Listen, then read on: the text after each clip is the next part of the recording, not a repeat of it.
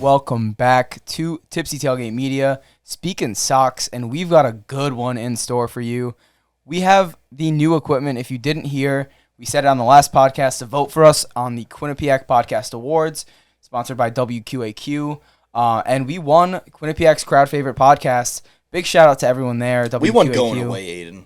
We won going away. We really did a good job. We took that one away. We had a nice little panel. Took some pictures. We made a good event out of it, good night, and most importantly, I mean, we got the honor. And if you hear the quality being even better than maybe usual, it's because we have our new Rodecaster Pro, which is a nice setup right here. We got 2 mics, Yep. and we're ready to go, right, Ben? Yeah, always ready to go, Aiden. The Sox have a bit of a surprise year right now, given how well they've played.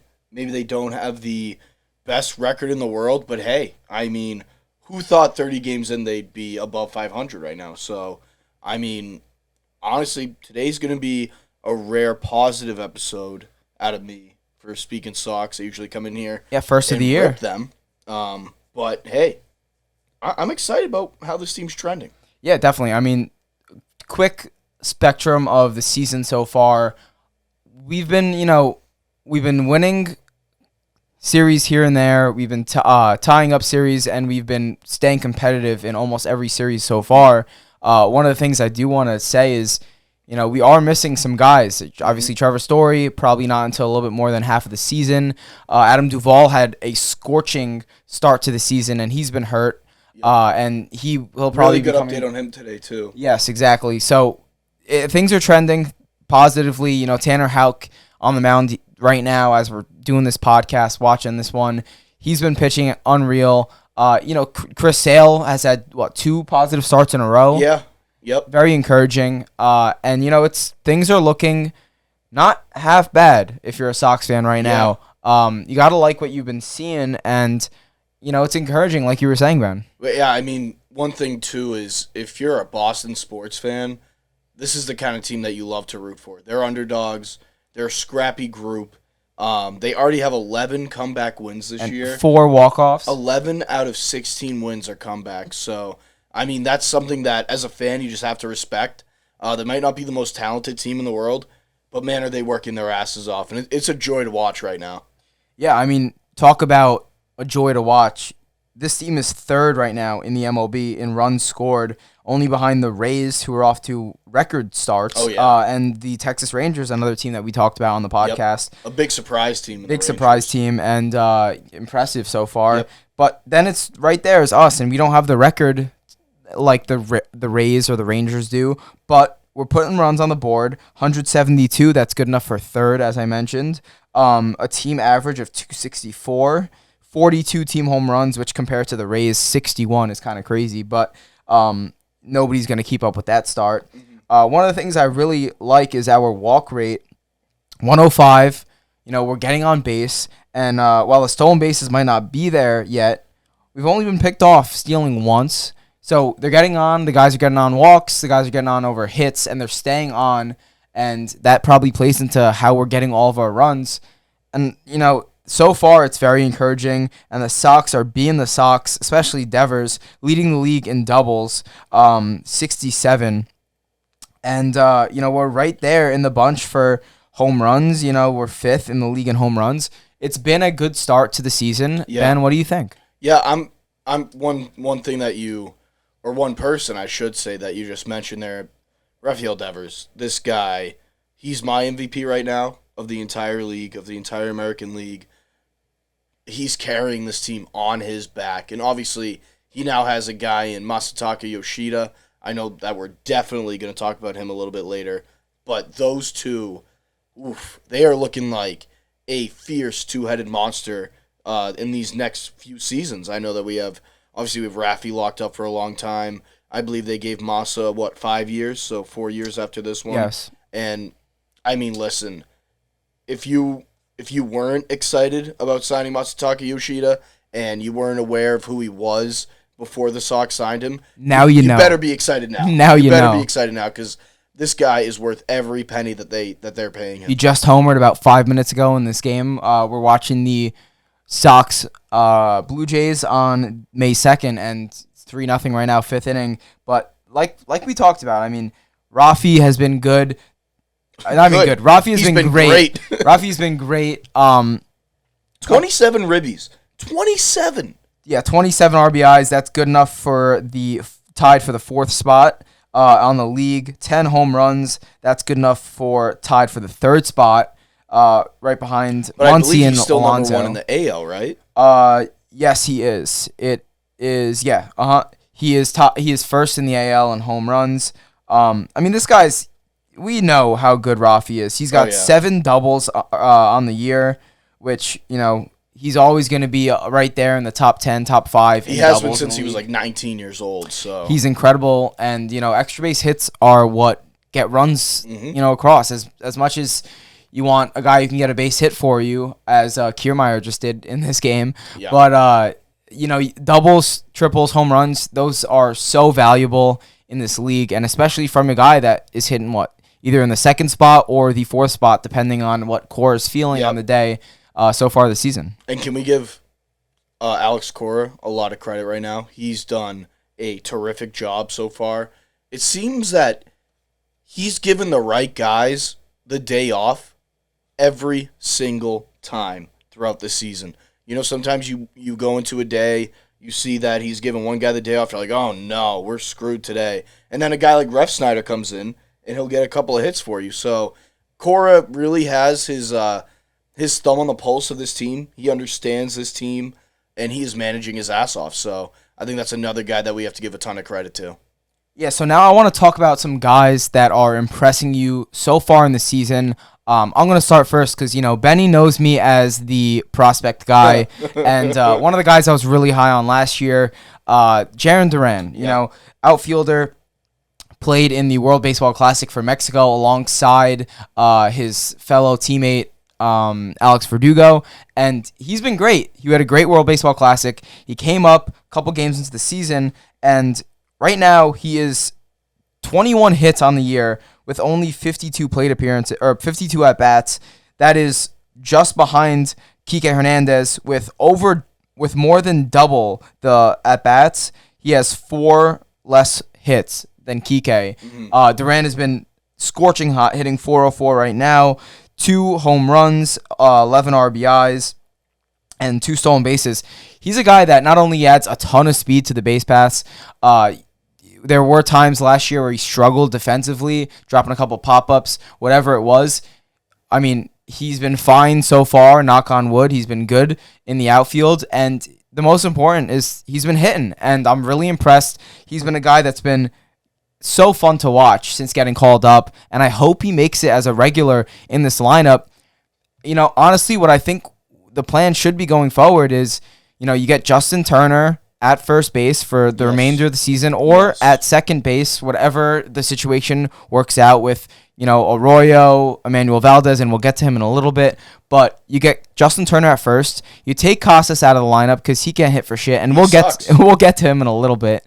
And then I think you put Adam Duvall at DH, and I understand he's an incredible fielder, but I feel like you want Yoshi to get that experience in left. You don't want Yoshi to DH in his first year.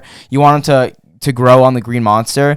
And then Verdugo is also very solid in right, so I don't know why you would take Verdugo out of right. So as much as it might not make sense for a great fielder like Adam Duvall to DH, it might be the move. No, right? I agree. When Trevor Story comes back, though, he should be your DH because his arm, it's just not there anymore. It's not existent at this point. Obviously, he's coming off of Tommy John. And it'll be similar to what Bryce Harper did, who actually just got back and starting his first game today. And it's a good way to rehab your way back, is playing DH. DH, Harper's playing first, I believe, also. Story will DH for us. I mean, I agree. Completely agree with that. Is there anyone that stands out for you, Ben? The guy that's standing out to me, I mean, I could talk about Rafael Devers for hours on end. He is one of my favorite athletes going right now. And I love Masa, as I just mentioned, Yoshi. I love him. But the guy, I've always loved him ever since the Sox got him. He's always had a fire to him, a real competitive edge, and he's probably the most clutch player on the team. Verdugo is just nasty. Alex Verdugo, he is so good. He gets every big hit for this team. He keeps them in games. He's winning them games in extra innings. What, he has 4 walk-offs right now? He has 3 out of the team's 4 walk-offs, and he's leading the team in hits by 11. That's insane. It's insane. And I would argue that he's their best fielder right now. When does he fuck up? When does he fuck up? He has been phenomenal, Ben. And I mean, he's a great base runner. He turns a gap or single into a double almost every game. Almost every game. It's just a knock up the middle or a knock between the second baseman and the first baseman, and he turns it into 2 bags. So, I mean, I'm loving Verdugo's game right now. Alongside with Doogie and Yoshida, obviously those guys have to get put in this conversation, but I'm gonna have to go with Verdugo. It would have been Duvall if he didn't break his wrist earlier in the year. Obviously, that sucks. I think this team would have a far better record right now if he were playing. But then again, if Alex Verdugo wasn't playing the way he is, this team would be nowhere close to where they are right now. I completely agree. Verdugo, to put his career on kind of a spotlight right now, his career total, most home runs in a season, is 13. Right now, he has 5. 5. So 5 home runs. I mean, imagine the Verdugo we get. If he can get 20 his home runs average stays year, up and he gets 20 to 25 home runs, can you imagine that? If he keeps playing like this, he's gonna definitely an all-star. That's definitely an all-star appearance. Oh my God, they're falling apart right now. They are falling apart. Oh, the Jays just put 3 up on us in this inning, and it's tied 3-3 right now. But to get back to Doogie, yeah. If he keeps playing like this and the Sox are able to contend to be a team that plays in October, Verdugo could get some MVP votes if he keeps up this play. Completely agree. Now, I do want to touch on some guys who were disappointing, and then we'll get to a couple guys that you want to watch. Let's watch for them, and that's going to be our next topic. After we go to our disappointment so far, I'm going to go with, I'm going to leave Casas for you. I appreciate that, sir. I appreciate that. I know how much you want to pick on Casas, and I don't blame you at all. He's so bad. I truthfully, I don't blame you. But looking around on the Sox team so far, it's been a interesting start on the season. The starting pitching has not been the best. The relief really hasn't been bad at all. The relief has been, the bullpen's been a highlight of this team. Yeah. Oh, okay. Another guy. I can't believe we forgot about him. I know we were talking more about position players and pitchers. Kenley Jansen is the best closer in the AL right now. He's been lights out.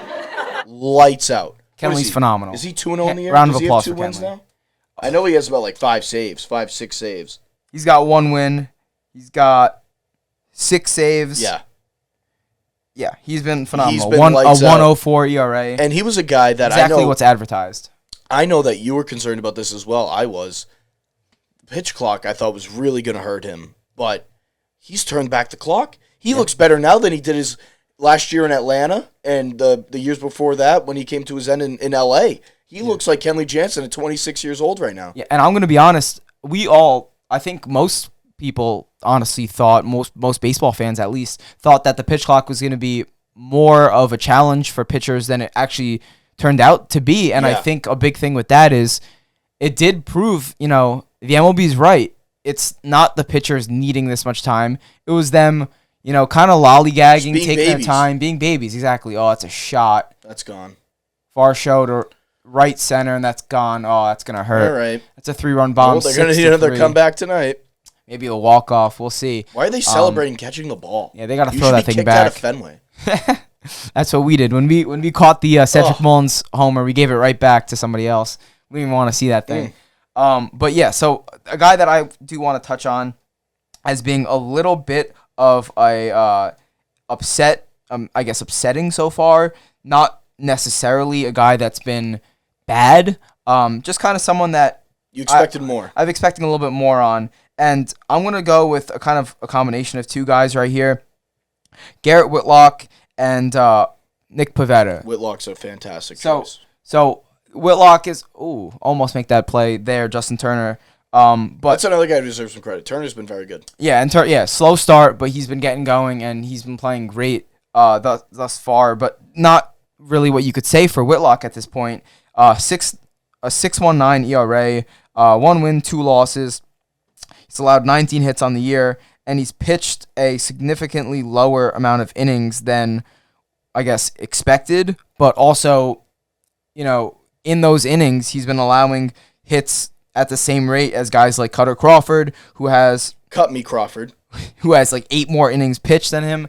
I mean, we're gonna want, if Whitlock's gonna start for us like he has been 3 starts already on the year, we're gonna want a guy that's at least giving us 4 to 5 competitive innings if we do have him as a starting pitcher. Now, if things go right with Bayo, or for the most part, anyone else in this rotation to step up, Paxton as well. He had a good start recently, and he's getting closer and closer to getting called up. But I think Whitlock, I think we give him 2 more starts. By 5 starts, if it seems like he really hasn't gotten his touch going, he's not giving his best stuff, I don't think it hurts putting him in the bullpen and having him be a bullpen arm, at least until he gets going in the bullpen, and then you could try him back at starter if we do need a starting pitcher still at that point. Because he's a guy who's just way too valuable for us. He was probably our best player on our entire pitching staff last season, and I mean, it hurts not having him at that level this year so far. And I mean, it's clear that he's still working through that injury, and I know that Chris Sale is Chris Sale, and you're going to give Chris Sale the benefit of the doubt, and you're going to give him the time that he needs to get right, because, I mean, let's face it, he's their only chance at having a legit ace in this rotation, Chris Sale is, but I think you have to give the same freedom to Whitlock to try to get back to his game. Work his way in, To work his way back. I think that you need to give him that time that is necessary to reach the height that he was once at, because, as you said, if Whitlock gets to that place, this is going to be a good team. It's going to be a good team. It just adds another arm that they desperately need, whether it's him or Bayo or Paxton, or if it's all 3 of them. I don't expect that to happen, but if it's all 3 of them, watch out. This is going to be a good ball club. But the guy that's disappointed me, Aiden, how long have I been begging the Red Sox to just get a first baseman? Before he even got called up. For so long. And I keep getting promised from so many sources, so many people, Chaim Bloom, who should lose his job. We finally got a first baseman with Tristan Casas.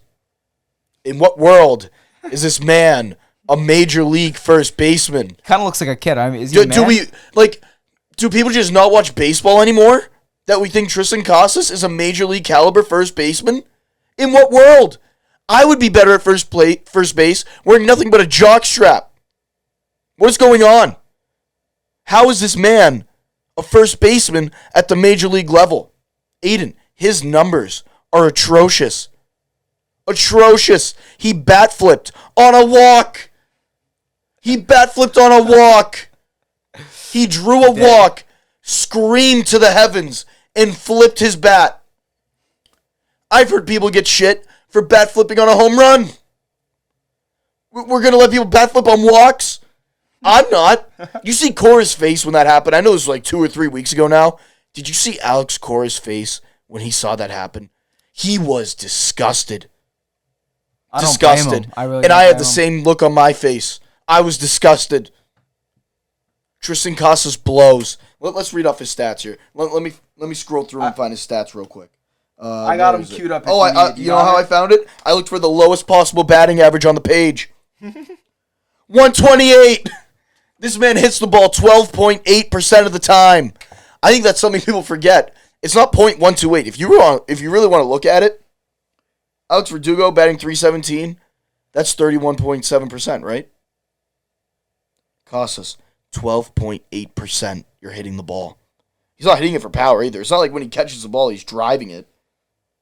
8 RBIs? 8? You're supposed to be a power-hitting lefty at Fenway Park, and you have 8 RBIs?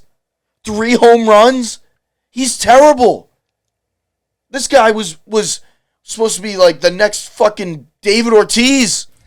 He sucks. Yeah, he has not been doing much for this team. The one thing that you have to be like, all right, I mean, that's not bad. Aiden, is his walks. There's nothing. And his walks he's bat flipping. So it's a brutal time right now at first base. His OBP is 281. 281. Yeah, he has been atrocious to say His the least slugging so far. is 282. He's terrible. And I understand you're a young guy. You need time to develop. Whatever. This guy's been developing for like 5 years now. And he still blows. Trade him now when you have a chance to get something back for him. Try it. You have Justin Turner. He can play first. He's a legit MLB Major League first baseman, which is something that you need to win games in this league. And I don't know why Hein Bloom. Oh, he just got a hit. Your new first baseman just gets a hit. Unbelievable. Tristan Casas sucks. He should get cut. Let alone trade him. You should cut him.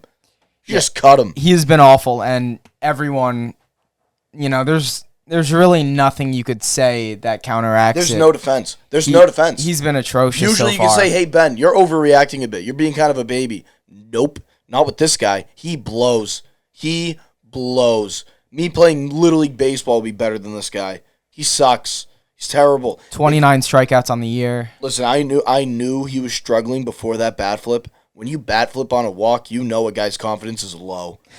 That's awful. You're not wrong. You're not wrong at all with that. And we all share the same sentiment on He's Casas. just terrible. I want him off the team. I want him out of the country. He's terrible. Make him play for the Shanghai Sharks. Yeah, just have him play somewhere else. He's terrible. Have him join Trevor Bauer's team in Japan. He's terrible. Yeah, it's been a rough start for him, and I wonder how much. And I hope he hears every word of this. You're terrible. I really wonder how long do you think his leash is with Cora? It can't be that long. He hasn't played in a few days. I think Cora saw that bat flip and was like, "Oh my god." Yeah, oh my god. It was a walk, dude. A walk. He's playing himself out of this lineup. You drew a walk and you flip your bat and scream like you just won the World Series. What a clown. Yeah, so now I do want to talk about some more positive stuff because the season hasn't all been negative as Casas has made it seem like. I said I was going to be positive too. But I want to talk about a trio of guys that I'm very much looking forward to the future in, and definitely through the season. I think they're going to step up big time, and one of them is at the plate right now, Rob Refsnyder. I'm a big fan. Talk about a gamer. Talk about a guy who is so gritty when he gets up to the plate in the field. I mean, multiple positions. He is such a good guy, such a good player to have up against a lefty. Yeah, he's a bit of a utility guy too. It seems like he can play anywhere you put him. Exactly, can play anywhere, and can play it well. He makes the big play. Very rarely is he making an error. Gamer. He's a gamer. Extreme gamer, and he is one of the best in this lineup against lefty pitching. And right now we have him against a lefty. Needs. Certainly, I mean that's something that we've been desperate about, and that's why he's been in the lineup for so many days. He's played 20 games already. For a guy that's a utility guy, that's basically he's more than a platoon at this point. So he gets my credit there for just being a gamer, absolute gamer right now. He's hitting third in the lineup today against a lefty starter. I mean that proves it to you. Listen, he's hitting I third saw in this it and lineup. I didn't bat an eye. I was like, all right, good call by Cora. I mean, I love it. He deserves that spot. He's been playing at a very high level, just like you said. And there it is. There we go. Well, Ribby, scores one send right him. there. That's an RBI right and now there. You got Raffy up with two hits on the game. No outs. 2 hits on the game for Refsnyder. So another guy I want to touch on is kind of similar to Refsnyder in terms of being utility guy and in terms of someone that's, he's promising for the season. He's not necessarily too young, but he's a guy that you could see playing a role on this roster, and it's Yu Chang. He's injured currently right now. He had a big World Baseball Classic for Chinese Taipei. He was great in the Angel series. He was great. And one thing that I really want to say is the hits haven't really come to him as easy. When he was hitting the ball, he hit 3 home runs. I think his first 5 hits, 3 of them were home runs. And he's not even a big power guy. No. But with that said, the biggest thing I want to give him credit to is his fielding. When he played short for us, he was making incredible plays. He was making plays that shortstops, the likes of Bo Bichette, the likes of Brandon Crawford back in the day. Xander Bogart. I mean, the plays that he was making was phenomenal. Absolute, defensive star. No, just legit big league play out of a shortstop. Yeah, and it's one of those things where, down the line, say we have Story back and, he can't play and he could DH and, the lineup's hitting great, I would love to see him playing short. And that's a great just point. to give us a really good defensive guy there. Yep. And he seems like a guy that's just, loved in the locker room. I really like him, and I hope he recovers and gets back from that injury. I don't think it's too bad. And I hope he comes back soon because he's such a nice, player to watch, especially in the field. I really like how you brought up when the lineup gets going. It's kind of similar to when Steven Drew was on the 2013 team, and you had that lineup filled with power bats, guys that were just ripping the ball all over the park, and you just had one guy designated for defense. It was like the opposite of Poppy, right? 100%. It was like designated infielder. So, I mean, I think Chang's been phenomenal when he's gotten the chance to play. Sure, he's not getting the hits, but as you just said, this is one of the best offensive teams in the league with maybe the best offensive player in Rafael Devers. So, I mean, having a defensive player like that, it doesn't hold the lineup back. Completely agree. And the last guy I'm going to touch on as Rafi, just got under that one. He's got to get his average up. It's the one thing. Just got under that one. One thing I did notice with Rafi, and we'll touch on it real quick right now, I don't know if you've been noticing, but a lot of his at-bats, he does get into 0-2 counts, and it's not like it's a huge flaw, but it's something I've been noticing this year. I feel like more than in past years, he's very aggressive, and I love it. Don't get me wrong. But it does seem like he's always in an 0-2, 1-2 count, which I feel like does play to his average a little bit. What do you think about that? Well, I think the reason that's happened is he has a lot of the offensive weight on his shoulders. So great point. He feels a lot of pressure to get up there and get a big cut every single time. That's a great point. And when you do that, you're putting yourselves in a pitcher's count. You're going to take a couple early strikes. You're going to be swinging at everything. So I don't disagree with what you're saying. I just think that the reason that that's happening is because of the amount of pressure that is on him to perform. Completely agree with that. Great take. And then the last guy, I said it again. Prospect, baby. Give me my prospects. Oh my God. Emmanuel Valdez, second baseman, who's been playing a little bit of spotty defense to start. Been getting better, obviously, as a rookie coming up. And to a new team. This is a guy we got last year in the Christian Vasquez trade. Our first guest on the show, Luis Guerrero, formerly of the Astros organization. He told me over text that I asked him, like, listen, how are the guys that we got back for Vasquez when it happened? And he was like, straight away, Valdez, absolute gamer, guy can hit the hell out of the ball. And we've been seeing that. He's been he's been playing 7 games, 24 at-bats. He's 8 hits, hitting .333, and he's got a home run to his name. He's got 3 doubles, 3 RBIs. He's a guy that, maybe the fielding's an issue. If he's going to get me hits, he's going to get me 1-2 hits a game, big at-bats like he has been proving so far. I mean, he's already hitting the ball more confidently than a guy like Casas, and it's great to see in the lineup. I'm really looking forward to what he can put together this year, and I hope we keep him up for extended period of time. Yeah, I think Casas is a complete head case, and I think that Casas thinks that he's better than he is, which makes him think that he should be hitting a home run in every single at-bat, which then makes him worse. And have you noticed that Casas talks to himself every single at-bat? Like, a ball will come in, he'll be like, oh, ball in. Yeah, he does. Strike in. Yeah. Like, what is wrong with you? Just shut your mouth. He's an AI. And take the at-bat. Just swing the bat. He had to process it. He's an AI. Like, he's a loser. Like, and that's the kind of guy that when something doesn't go his way, he's going to melt. He's on a script. He needs everything to go perfectly in every single at-bat, in every single game, for him to perform. So he's a little bit of an NPC. I'm just not a non-reliable guy. He's just a loser in a big moment. I mean, is there anyone that stands out to you as, a guy to watch? Maybe not the biggest name, whatever it is. I mean, there are guys in the pen that, have been phenomenal so far. Josh Winkowski, John Schreiber, Chris Martin. So is there anyone that stands out to you as kind of like, maybe not a star, maybe a star in the making, or maybe just a guy to keep an eye out on? I think a guy to keep an eye out for is Reese McGuire. I know that he's on everyday player. Yeah. But he's been hitting the shit out of the ball, and he's impressed me. I like that. He's impressed me too. In every single at-bat he's been in. So I think it was the Pirates series when they lost. He had that he had that rope, right? That when it went foul around the pole, but everyone thought it went fair. Yeah, and then, so it looked like he was a hero for a second, but I really like that it didn't deter him from finding future success. Excuse me. One of those moments where it looks like you're the hero late in a game, in the 8th inning, hitting a home run, that could discourage a lot of guys down the line, and it hasn't. It's just a sign of being a consummate pro, a consummate professional. Keep staying committed to your craft, doing your job, showing up every day, and he appears to be a bit of a leader in the locker room, and he hasn't been there very long. So I think that he's a really good presence to have on this team, and he hits for way more power than you'd think. I completely agree.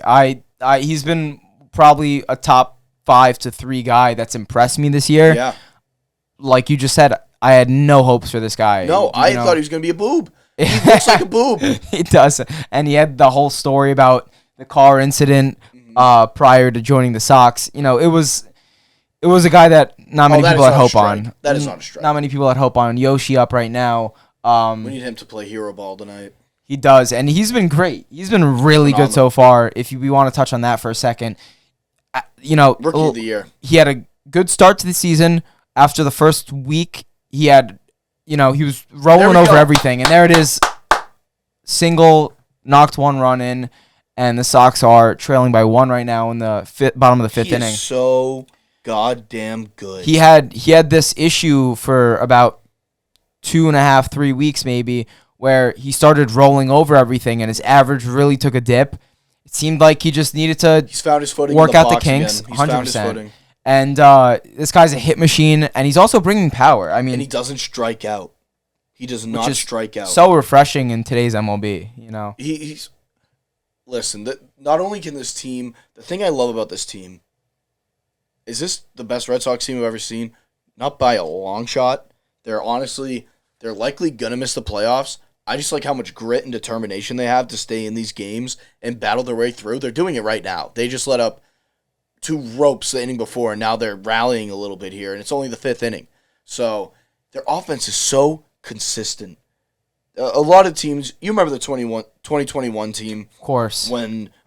That team would smoke this grinder team. They would smoke this one, but they had that grind mentality. They weren't just hitting bombs out of nowhere like every 3 innings or so. They had consistent offense. They always got guys on base. They always drove them in.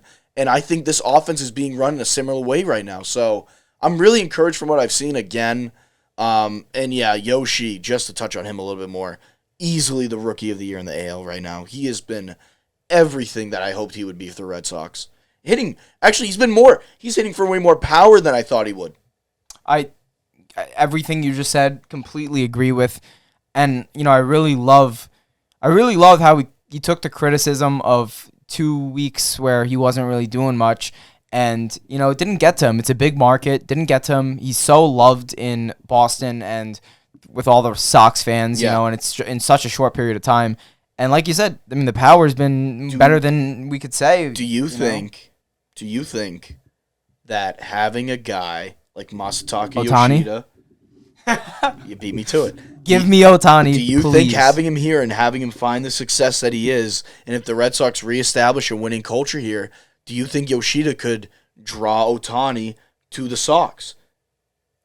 I think that's exactly why we pursued him. I think that's why we gave him the bag too. I think we gave him the bag to be like, listen, we're not afraid. He's worth the bag on his own. Like, even if we just have him, he's worth the money that we're giving him. And if he could recruit. But on top of that, if you can recruit Ohtani to the Red Sox, if you add Shohei Ohtani to the Red Sox on this team, you are an instant contender. You are an instant contender. This team, what are they missing, Aiden? They're missing a legit ace to work with Sale, and they're missing another bat in the lineup. Ohtani provides both. It's the perfect, we need an ace, we need a proven star hitter. How can we do that with spending albeit huge salary, but hey, I'd rather pay Shohei Ohtani $50 million or $60 million than 2 different guys 25 or 2 different guys 30. I'd rather spend the $60 million on the best player in the world. I think everyone would. He's so good. No, he's the crazy thing too is, for a while it was okay. This guy can apparently do both. Can he do both? Okay. Yes, he could do both. Okay. Oh, but he's hitting better than he's pitching. Yeah. Why are we even having him pitch? Let's just have him hit. Then it became he's pitching better than he's hitting. And then it became he's doing both phenomenally He's now. doing both the best, better than anyone in the league. And now he's legitimately a top maybe 3 pitcher in the entire league and a top 10, top 15 hitter at least. It's so impressive what he's doing. And, we don't have to tell you it. You're seeing it all over the media. I'm sure he's such a good piece. I think he would be the perfect guy to bring in after this year. I mean, is he not? Well, my concern is that Henry and Bloom won't pull the trigger on the deal, but he's gonna make at least 500,000. Oh, sorry, at least 500,000. If you're at least $500 million. If you're saving up all this capital, seemingly, you don't pay Xander. The only big contract you give out this year is Massa. They have what? They probably had like $40 million more to spend. I mean, in this year's budget. They elected not to do it. So there has to be a real reason why. Whether that's getting Ohtani, whether that's going for Soto, I don't know. But you have to get one of those guys in this offseason. Yeah, I agree. And in all honesty, I'm so in on Ohtani. Not only would I love it as a fan, but I honestly think it's perfect for the MLB. There's such a big Japanese baseball fan base in Boston. You saw it when the Angels came to town. Yep. It was like David Ortiz came back to the league. I mean, everyone was going crazy. The fan base was nuts. Do you think, you can tell me if I'm reaching here. I don't think I am. I have always said, in the history of sports, it always repeats itself. Teams win in the same way over and over and over again. You're seeing the same thing with the Jets right now. They went and got Brett Favre. Now they got Aaron Rodgers. It's kind of a weird coincidence. The Red Sox have always found a lot of success with Japanese baseball players. You have Daisuke in 2007. You got Koji in 2013. Tozawa, Tanaka. Now you have Masa. Do you think there's a bit of a reputation now at the Red Sox for Japanese players where it's like, that's a place we can go and find success and win championships? Benny, you must have read my mind, because if you look on my laptop, I'm looking at when Murakami, which is the first baseman from the Japanese team, they literally call him, I think they call him Japanese Babe Ruth. No, they called Shohei Japanese Babe Ruth. Yeah, Japanese Babe Ruth. But I'm pretty sure they call him Japanese Babe Ruth as well. Not because he could pitch too, but because he's like, I think he had like 50 home runs in the Japanese league last year. He's a guy that can't come to the MLB until the offseason of 2025. But listen, Rafi is young. Rafi's one of the youngest superstars in the league. This team is young. And I'm not expecting Sale to be around by then. I'm not expecting the guys here and there like a Justin Turner or Duvall. Those guys won't be around by then. But if you get Shohei, in Shohei's second or third year on the Sox to that point, if it does come out, you've got, what, a 29, 30-year-old Rafi Devers. Yep. You've got a 31, 32-year-old Shohei. And you've got Murakami. You've got Yoshi. You've got Verdugo. These guys are all young. Team. These That's guys, a legit Hauk, team. Bayo, Whitlock. I mean, and then you could have a guy like, I don't expect to retain Duvall, but he could serve as like the J.D. Martinez of 2018 to that kind of team. Exactly. And it's reasonable to think that this is possible because not only the budget thing that you just talked about, if we wanted to go ahead and be the Mets, we really could be the Mets. I mean, we could spend way over our cap. We're supposed to be the Mets. That's the thing that's been the Mets so aren't supposed to be us the last few years. Exactly. It's always been, since at least in our lifetime, at least since we were really little, it's always been the Dodgers, the Yankees, and the Red Sox. Those are the three teams that can afford to spend the most. They always attract the best players. And then in recent years, all of a sudden the Red Sox stopped doing it. Now we're seeing that a little bit more of that with Masataka Yoshida, even though you let Xander walk away. Yeah. But if part of your plan in letting Xander walk away is signing the best player in baseball, I'm all for it. I love Xander more than anyone. You know this. I love Xander. He's one of my favorite Red Sox ever. He's been phenomenal on the Padres this year as well. He's been great on the Padres, as you just said. And he's truly one of the biggest reasons that they're a legit contender this year. If you add Ohtani, I mean, what am I going to say? Like, I mean, there's nothing I can say after that. I mean, then he's you make the fan base, which has been a little pissed off. Yeah, Let's you get them call going. it how it is. They've been pissed, and rightfully so. And wait, I didn't even mention this. I know you don't want to really talk about the prospects, but we still have Marcelo Myers in the in the prospect pool, and he's been doing amazing in the minors this year. I'll see you in 2035. If you look at this plan that we've kind of written out with Shohei, Murakami, Yoshi, basically the the Japan Red Sox, I guess. Yeah. I mean, not only that, I mean, you get a shortstop of the future where he would probably be 24, 25 at the time, and likely hitting his stride if he is the guy that we all want him to be. So, honestly, I love the plan, and I'm looking forward to it. This year, I think we all understand that at most it's 2021, I guess, wild card. They get hot year. They just got hot. Yeah, they weren't a great team. They just got hot. Well, that's what I'm saying. At most, this is what this team could be. But I think we all know that, and I think the exciting thing about it is seeing the players grow this year and compete and not give up in games as we're coming back from a deficit right now against an elite team. Yeah, so I am all for it. I think that Connor Wong. Oh my God! Get out, ball. Let's go. Connor Wong with a homer to tie it. Let's go. This team has so much heart. This team has so much heart. It's so fun to watch, and this is as exciting as it gets to be a Sox fan when the team just doesn't give up. So, I mean, unless you got something else to say, I'm proud of this team right now, and we're definitely gonna do a check back episode in the coming days, maybe coming week. Should we take a look at our schedule coming up, or do you want to do that at a later date? Let's take a look at the schedule, because this is very important. We talked about this off the air, and this is something that we both feel is as early as it is in the season. I would go as far as saying it's a make it or break it month in terms of if we get too far behind, the season's gonna be it's gonna be tough to come back. Yeah, it's gonna be tough to come back. So I mean, you got the Jays tonight. You're in Game 2 of that series. You got 2 more the next couple of days.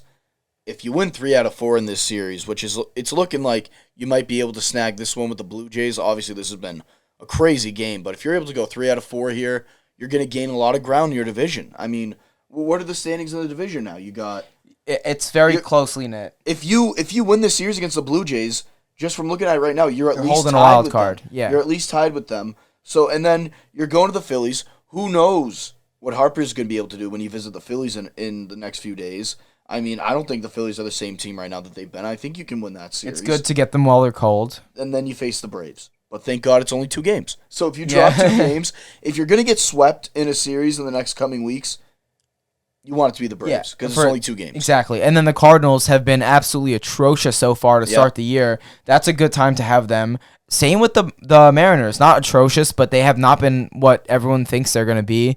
And it's a good time to have those guys. With that said, though, it's also a great time to gain some ground on a tougher part of your schedule. And the Mariners are going to be one of those teams that's going to be scrapping for a wild card later in the year. Yeah. So it will be huge tiebreaker, to whatever get else. some wins against them right now when you have this momentum that you seemingly have. They're just this team does not give up. Honestly, they could win 82 games, and I'd be satisfied with this team. They got grit, they got toughness, they got balls. I love it. And then after the Mariners series, Aiden, the Padres, you play your old captain. Yeah. I think they go down in that one. I think Xander's going to be playing some inspired baseball. 100%. And then to wrap kind of that whole thing up, I mean, not to downplay the Diamondbacks, but we've got the Angels coming up after the Padres, another team, star-studded. Who knows what can happen in that series. Maybe you impress Shohei over there. Yeah, do that again. And then again, 3-game series with the Diamondbacks, a team that's been dominant, and I believe they're leading that division right now. So, big month for the Sox. We're going to check in a couple of days, in a week, whatever it is.